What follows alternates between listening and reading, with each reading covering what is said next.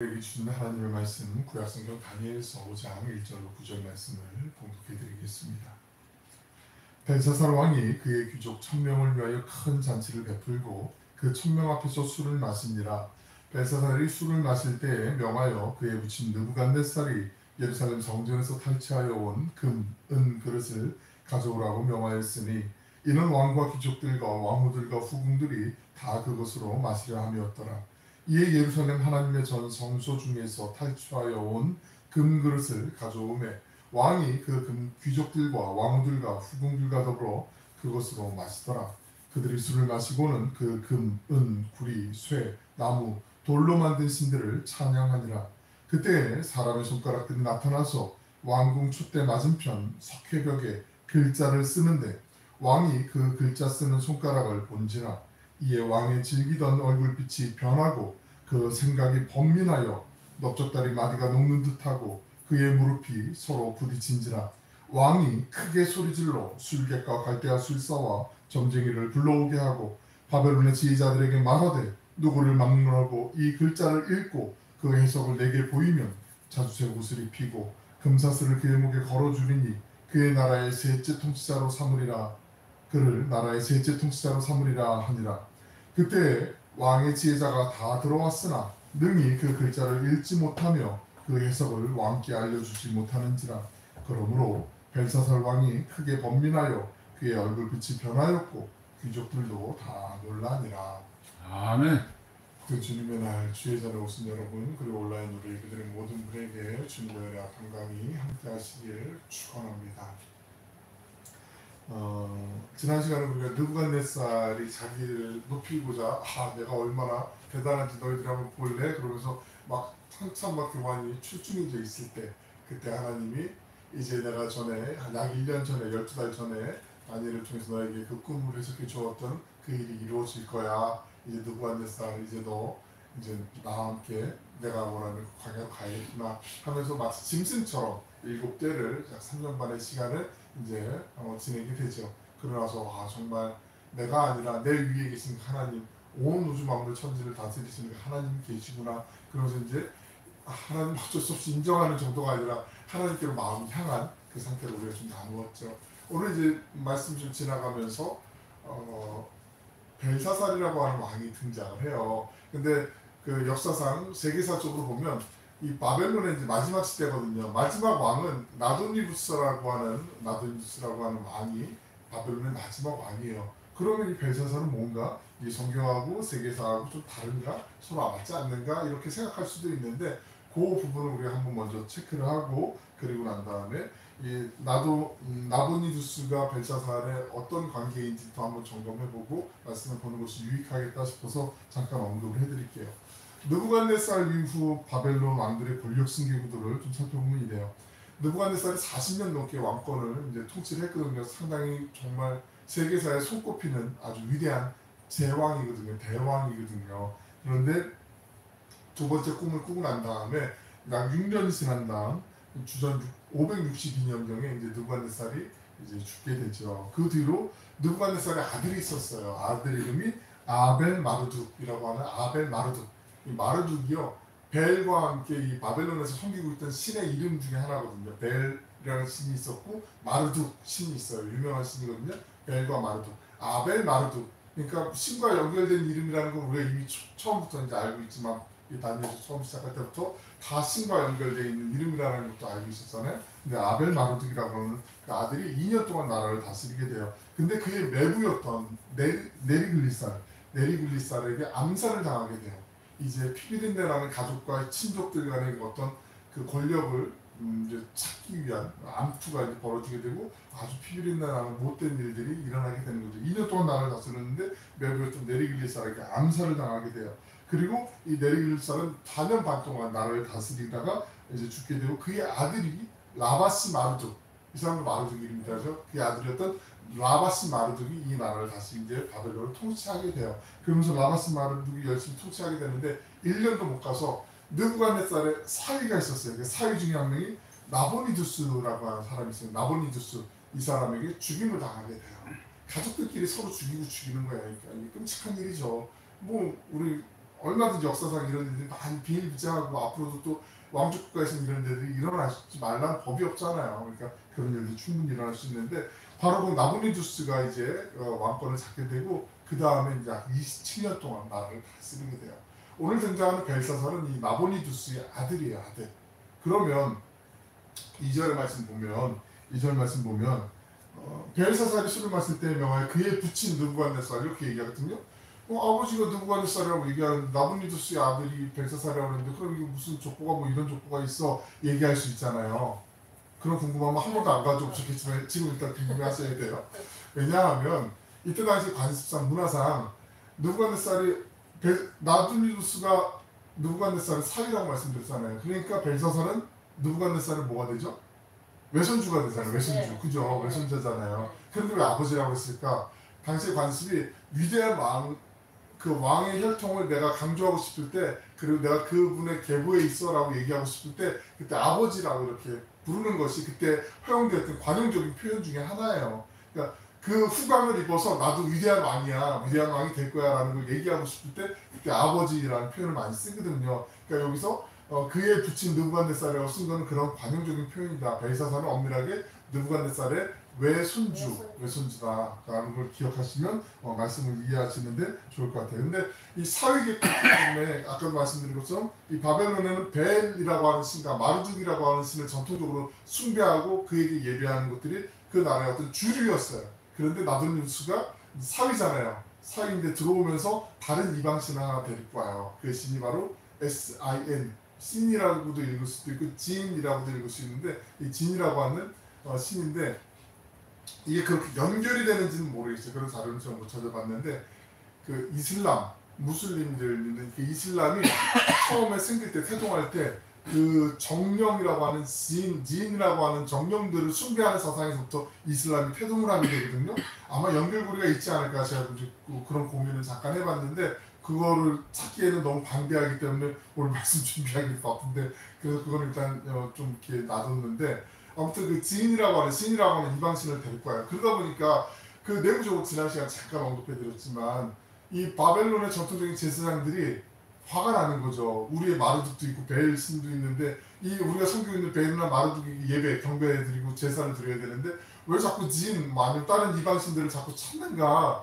왜 우리 제사장들이 사용해야 되는 그 제단에서 왜 엉뚱한 짓을 하고 있는가? 이게 서로 감정의 대립도 상당히 있었고 그리고 이 나도니두스나 이 벨사살은 그 앞에 선왕들 다른 왕들에 비해서 상당히 폭정을 일삼았어요. 그러니까 백성들의 고열을 짜내서 자기들의 사리사욕도 취하고 아주 못된 짓을 많이 했어요. 그러니까 백성들의 민심이 지금 막 흉흉해져 있는 상태예요. 막 많이 어려운 상태예요.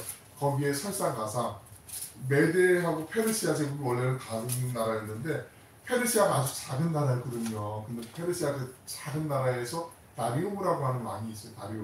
다리오라고 하는 전도요한 전은 왕이 메데라고 하는 엄청나게 큰 나라를 그게 지금은 메데하고 페르시아가 연합국 형태로 되어 있는 모습인데 세계사적으로 보면 흐름을 보면 지도상으로도 메데가 훨씬 더 큰 나라거든요. 근데 이 다리오라는 그 전도 유망한 인물이 왕이 되면서 이 두 나라를 통합을 해버려요. 그리고 바사 제국, 페르시아 제국이 원래 이란이잖아요. 그 제국을 만들게 돼요. 그리고 이 바벨론을 지금 다 포위하고 있어요.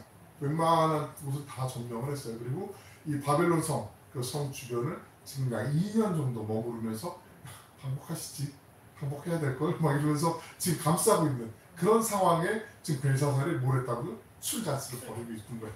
그러니까 이게 상황이 어느 정도 그려지죠. 풍전등화 같은 나라가 지금 상황인데 지금 이렇게 국가의 위태한 상황에서도 지금 지도자가 정말 정신을 못 차리고 지금 엉뚱한 짓을 벌이고 있다라는 상황이라는 거죠.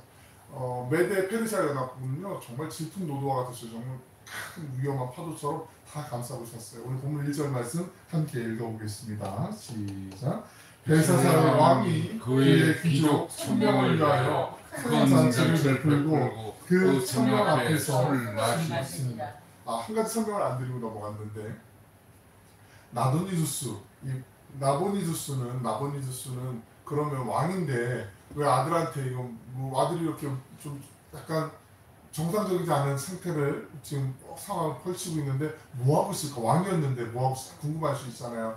나보니두스는 메데와 페르시아 제국이 워낙에 강하게 지금 막 쳐들어오고 그러다 보니까 이 바벨론 제국을 지키기 위해서 전쟁하는데 가장 앞서 나가서 그 전쟁을 지휘하고 있었어요. 그러니까 성은 야 아들아 여기는 안전하니까 네가 여기 지키고 있어. 내가 나가서 전쟁하고 있을 테니 그럼 맡긴 거란 말이죠.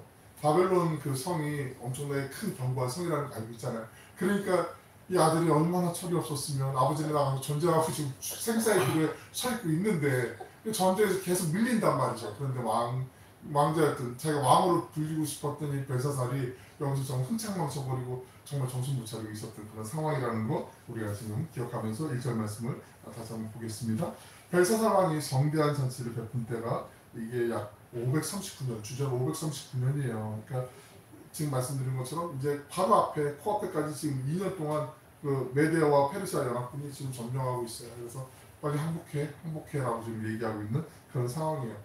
그 야사에 의하면 유프라테스 강이 그 안으로 이제 그 바벨론 그 도시 안으로 지나간다는 말씀 한번 드린 적이 있는데 그리고 그 주변에 해자 큰 물이 보호하고 있어서 아무도 거기 넘어갈 수 없다라고 얘기했는데 이 다리오 왕이 그 많은 기간 동안에 그 병사들과 그 사람들 주민들을 시켜가지고 이 물줄기를 바꿨다라는 얘기도 있어요. 왜냐하면 물이 계속 흘러 들어가야 이렇게 해자에 물이 차 있을 거 아니에요. 근데 물이 빠져 있으면 바닥이잖아요. 그러니까 거기를 또 산이나 흙을 날라가지고 거기다 고역을 시켜가지고 다 메꾸면 평평한 평지가 되잖아요. 그러니까 아무리 안에서 화살을 쏴도 안에 갇혀있는 사람들의 물자는 제한돼 있잖아요. 쓰면 쓸수록 없어지잖아요. 밖에서는 얼마든지 계속 물자를 불 수 있잖아요. 그러니까 그걸 물기를 돌려서 거기를 메꾸고 그리고 침공했다라는 얘기도 있고 또 한 가지서는 지난번에 말씀 잠깐 드린 것처럼 80에서 한 100개 정도 되는 청동문 그리고 두 겹으로 되어 있는 성벽의 외벽과 내벽이 있는데 그 속에 제사장들이 뿌리 나가지고 왜 우리 신을 섬겨야지 왜 이방신 뭐 저런 신을 섬겨 우리 벨이나 마르드를 섬겨야지 이랬던 그 지도자들 중에 종교 지도자들이 열을 받아가지고 우리가 문 열어줄게 니들이 이리 들어와 그러면서 얘들 좀 없어져 그러고서 우리가 항복할 거야 뭐 이래서 문을 열어줬다는 얘기 뭐 두 가지가 맞물려 있을 수 있겠지만 그런 상황에 이제 놓이기 바로 직전이라는 걸 보시면 돼요. 그럼 왜 이 벨사살은 지금 이런 위태한 상황에 이런 잔치를 벌이고 정말 정상적이지 않은 행동을 했을까? 여러 가지 이유가 있겠지만 몇 가지만 추론해보면 바벨론 제국은 좀 전에 말씀드린 것처럼 그 바벨론 성은 천혜의 요새였어요. 그러니까 아무리 공격해봐라 우리는 끝도 없을 거다라는 그런 근거 없는 자신감 이런 자신감들이 있었을 것이고요. 또 하나는 그 안에 많이 이제 곡물도 있었고 기록에 의하면 한 10여 년 이상 20년까지 보는 사람도 있는데 그 안에 도시 안에 있는 성에 있는 사람들이 농사를 안 져도 그냥 먹고 살 수 있는 그런 식량들이 있으니까 그러니까 뭐 우리는 염려 없다 이러면서 니들이 지치지 우리가 지치나 보자 막 이러면서 그런 허황 때는 어떤 막연한 믿음이 있었을 거고 또 한 가지는 우리의 그 바벨론의 신들이 우리를 지켜줄 거다라는 그런 헛된 믿음도 있었던 거예요. 그리고 또 하나는 백성들아 염려하지 마 우리가 얼마나 위대한 제국인데 쟤네들이 아무리 우리를 위협하고 우리를 죽이려고 해도 우리는 누나 깜짝할 수 없어 오히려 이럴 때 더 즐겨야 돼 하면서 오히려 백성들의 마음을 안심시키기 위해서 어떤 일종의 이벤트 같은 거죠. 그 안타깝지만 그 독재 국가들이 자주 하는 그 백성들을 향한 국민들을 향한 이벤트 중에 눈속임 가운데 하나가 뭔지 아세요? 큰 체육대회 같은 거, 올림픽 같은 거 있잖아요. 예, 이런 축제들 그런 거 막 벌려요. 그러면서 사람들이 와 우리나라가 상당히 위치가 있고 그러면서 그 북한에서 많이 쓰는 방법 중에 하나거든요. 그래서 세계 각국에서 막 유명한 지도자라고 뭐 백성들이 어떻게 알아요? 모르잖아요. 그러니까 이 사람은 어디 대통령이고 어디 수상이고 뭐 이러면서 그걸 막 홍보를 많이 하는 것처럼 그게 많이 쓰는 방법 중에 하나거든요. 이런 식의 어떤 이벤트를 지금 벌이게 된 거죠. 그러면서 이 비정상적인 행위가 당연하다는 것처럼 그러니까 나라가 얼마나 부패했는지를 보여주는 하나의 어떤 가늠제 같은 역할을 하는 거죠. 본문 2절 3절에 있는 말씀도 같이 한번 읽어보실까요? 시작. 벨사살이 술을 마실 때 명하여 그의 묻힌 느부갓네살이 예루살렘 성전에서 탈취하여 온 금, 은 그릇을 가져오라고 명하였으니 이는 왕과 귀족들의 왕들과 부궁들이 다 그것으로 마시려 함이었더라. 이에 예루살렘의 하나님의 전 성소 중에서 탈취하여 온 금 그릇을 가져오매 왕이 그 귀족들의 왕들과 후궁들과 더불어 그것으로 마시더라. 벨사살이 한참 흥이 올랐잖아요. 그러니까 넘지 말아야 될 선을 넘은 거예요 지금. 물론 이 바벨론이 그 어떤 나라들을 침략해 갔을 때 그 신전에 있는 가장 소중한 것들을 다 보물들을 이제 탈취해 왔겠죠. 약탈해 왔겠죠. 그리고 어디다 넣었냐면 그 벨 신이 모여 있는 그 신전의 안에다가 창고에다 이제 보관해 놓는 거예요. 그래서 이건 어떤 상징적인 의미가 있냐면, 봐라, 우리의 신이 저 이방 저 변방에 있는 나라들의 신들을 우리가 여호와 저 하나님을 이겼다. 그러면서 그 사람들로 하여금 우리 백성이 더 위대하고 더 뛰어나다라는 걸 자긍심을 고취시키기 위해서 그 모든 보물들을 다 약탈해오고 성전의 기물들을 다 뺏어온 거예요. 그리고 자, 걱정하지 마. 우리나라 염려 없어. 여러분, 국민 여러분 도저히 염려할 필요가 없습니다. 그러면서 그 성전의 기물에 있는 하나님을 예배하기 위해서, 제사하기 위해서 사용되었던 그 은그릇들을 갖고 와서 그것을 술잔으로 쓰는 거예요. 이게 그러니까 상당히 진리적인 어떤 효과가 있는 거죠. 사람들로 그래, 그렇지, 우리나라가 어떤 나라인데 예전에 그 전쟁에서 우리가 그냥 거침없이 이겼잖아. 막 그런 옛날의 기억들을 막 불러일으키는 거죠. 그러면 사기가 막 올라갈 거 아니에요. 그런 어떤 심리적인 어떤 전술도 있는 거죠. 그런데 이거 잘못한 거잖아요. 4절을 읽는 말씀을 읽어드릴게요. 그들이 술을 마시고는 그 금, 은, 구리, 쇠, 나무, 돌로 만든 신들을 찬양하니라. 벨사살 왕이 이 하찮은 신들의 이런 모든 보물들, 이 하나님을 예배하는 이 집기들을 우리가 갖고 와서 술잔으로 쓰면서, 자, 이거 필요 없는 거야. 이거 우리 신들 있잖아. 이 금으로 만든 신도 있고, 은으로 만든 신도 있고, 돌로 깎아 만든 신도 있고, 나무로 만든 신도 있고, 이 신들이 더 뛰어난 신이야, 위대한 신이야 하면서 막 계속 사기를 고치시키는 거죠. 이게 하나님에 대한 정면 도전이잖아요.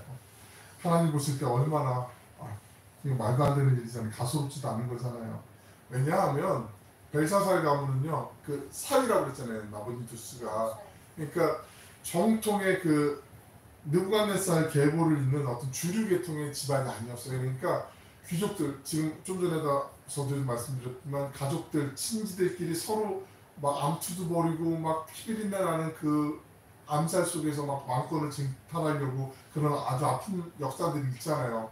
그러다 보니까 늘 언제나 우리는 주류가 아니었는데 주류의 상황이 지금 놓여있기 때문에 불안한 거예요. 그러니까 사람들로 하여금 우리가 이 나라의 정통이다, 우리가 이 모든 그 느부갓네살의 그 계보를 잇는 우리의 정통 가정이다, 가문이다라는 걸 다시 한번 사람들로 하여금 각인시키고, 각인이 안 되면 그들로 하여금 세뇌라도 시키고 싶은 그런 마음이 간절했던 거죠. 그래서 계속 느부갓네살의 이름을 팔아서 그 정통성을 유지하고 싶었던 마음이 있었던 거예요.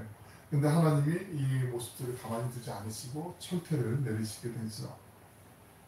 하나님의 이름은 모독하고 하나님의 이름은 망령되게 있기 때문에 이 광란의 순간에 하나님의 심판이 선포되게 됩니다. 5절 말씀 같이 한번 읽어볼게요. 시작. 그때 사람의 손가락들이 나타나서 왕궁 촛대 맞은편 석계석벽에 글자를 쓰는데 왕이 그 글자를 쓰는 손가락을 본지라. 그 벨사살 왕이 앉아있던 바로 맞은편 벽이겠죠. 그 벽에 갑자기 손가락들이 나타나서 글자를 쓰게 돼요.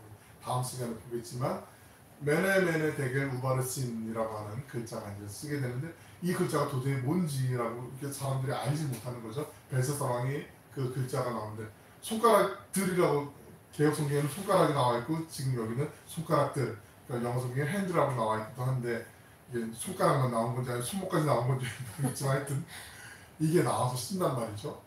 그 추사 김정희 많이 들어보시고 알잖아요. 그 북구씨 예전 진풍명품 뭐 이런 데서 나오고 그러는데, 보면 모르는 글자인데도 막 거기에 어떤 막 힘 같은 게 막 느껴지고, 명필 하는데 그 명필에는 우리가 그 보통 뭐 주변에 아는 분들도 참 필체가 좋아, 필체가 고와, 필체가 힘이 있어, 뭐 이런 분들 있잖아요. 사람이 봐도 괜찮은데 하나님의 손이 나타나서 그 하나님의 손이 그 벽에다 글씨를 쓰실 때 그 힘, 역동적인 것, 아마 사람들이 압도되지 않았을까요? 그 1000명이나 되는 사람들이 수판을 벌이고 있는 상황에서 모든 이목이 집중되는 그 손가락들이 나와서 벽에다 써요.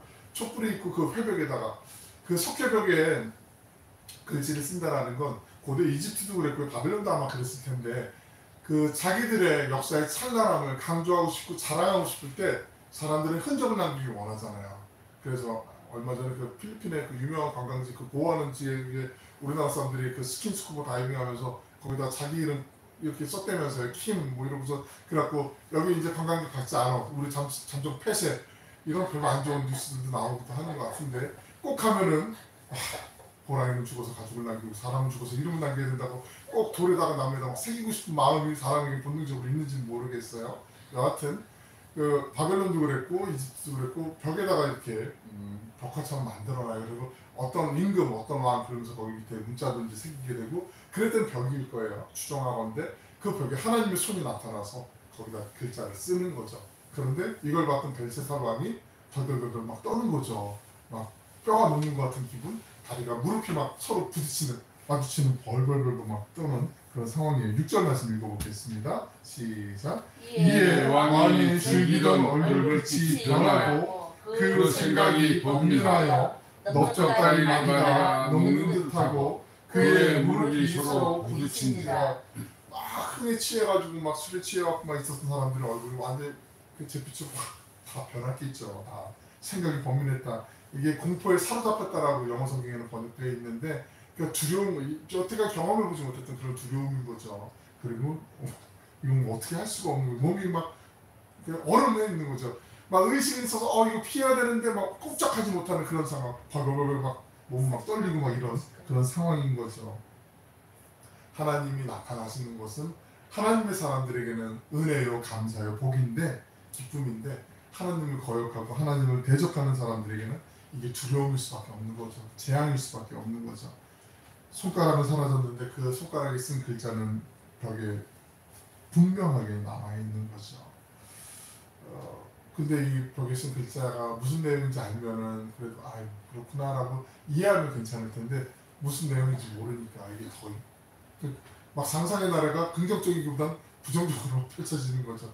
그러니까 도둑이 재발 저리는 것 같은 그런 심정이라고 보시면 될 것 같아요. 7절 말씀 같이 한번 읽어보실까요? 시작. 왕이 크게 소리질러 술객과 갈대와 술사와 점쟁이를 불러오게 하고 바벨론의 지혜자들에게 말하되 누구를 망명하고 이 글자를 읽고 그 해석을 내게 보이면 자주색 옷을 입히고 금사슬을 그의 목에 걸어 주리니 그를 나라의 셋째 통치자로 삼으라 하니라. 벨사살 왕이 지금 경황이 없으니까 막 소리를 치러서 여봐라 누구 빨리 와라 그러면서 이게 무슨 뜻이냐라고 알려달라고 막 계속 지금 애원하듯이 얘기하는 거죠.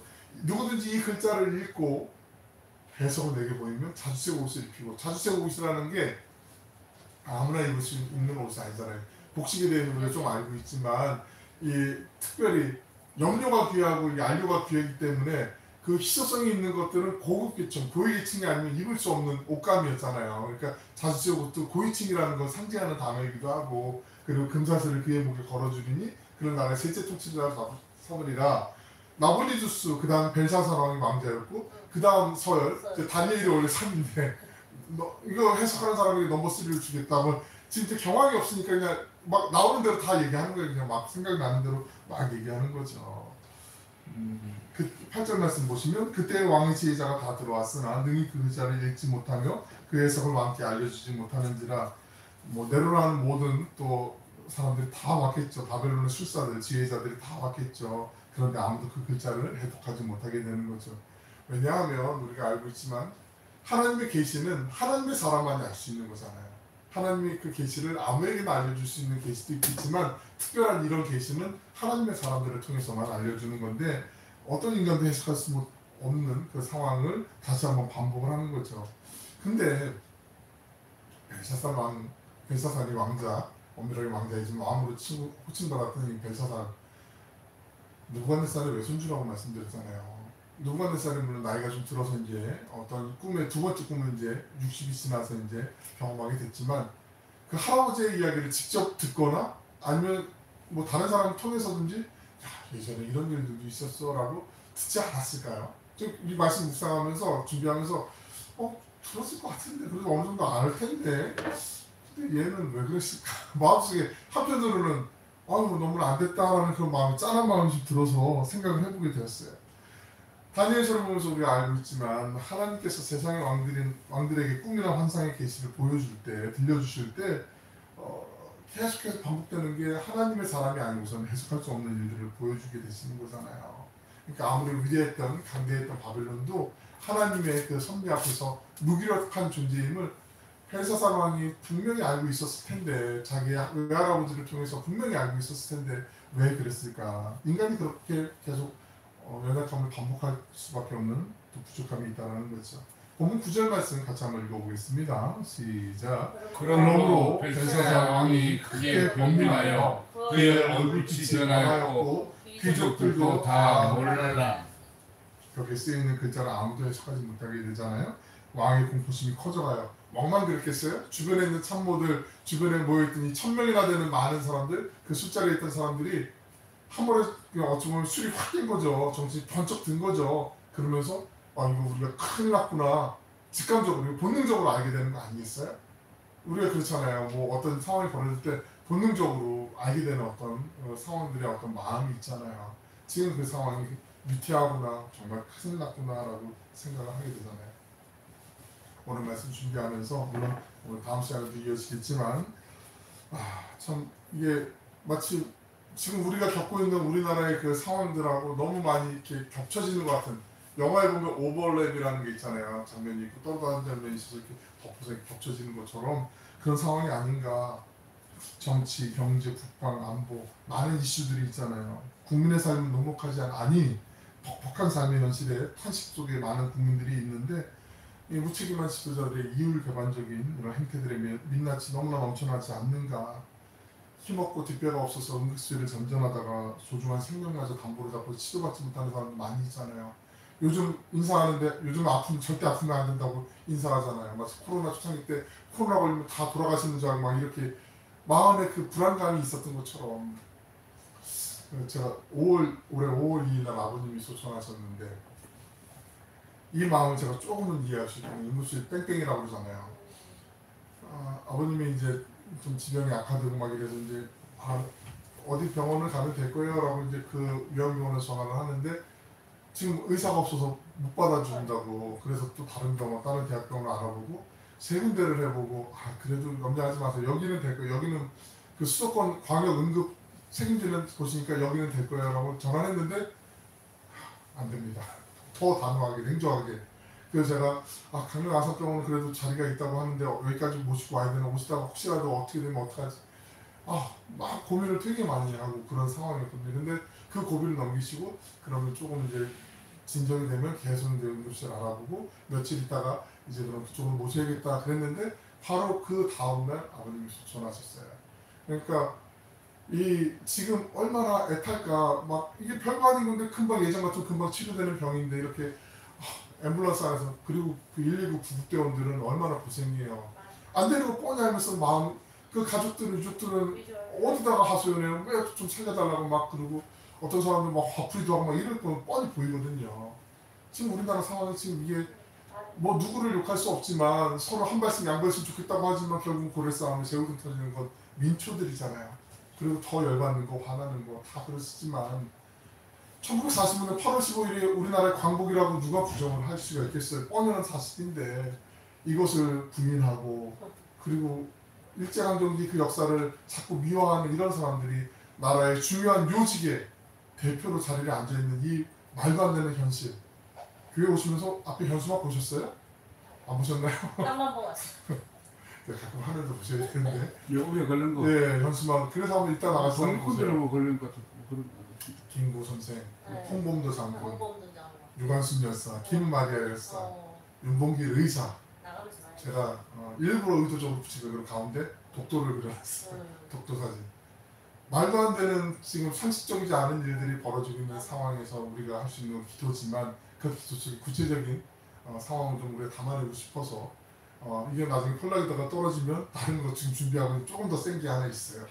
근데 이건 어떤 정치적인 어떤 이슈가 아니라 우리나라로서 우리나라를 여태까지 지켜왔던 분들, 일제강점기 때 이 나라를 위해서 목숨 바쳐 헌신했던 대부분의 사람들이 기독교인들이에요.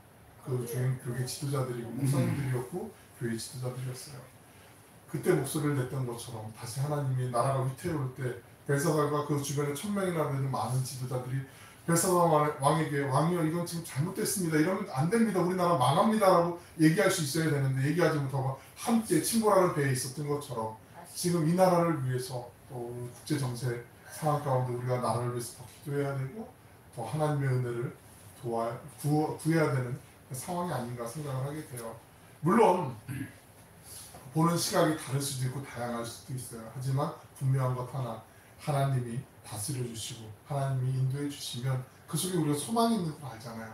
하나님의 방법대로 그 속에 하나님의 방법은 하나님의 은혜와 사랑과 하나님의 평화가 있다는 것을 전제하며 이 나라가 그 바른 길로 가기를 우리가 구하면 하나님께서 반드시 그 선한 인도하심으로 인도해 주실 줄 저는 믿습니다. 아멘. 우리가 바로 그 기도와 하나님의 마음으로 무장된 작은 다니엘이 되어야겠죠. 하나님의 사람이 되어야겠죠. 그래야 하면 하나님의 통치가 새벽이 가까울수록 어둡잖아요. 근데 하나님의 나라가 다스리심이 나타나면 반드시 그 아름다운 광명이 나타나게 될 줄로 믿습니다.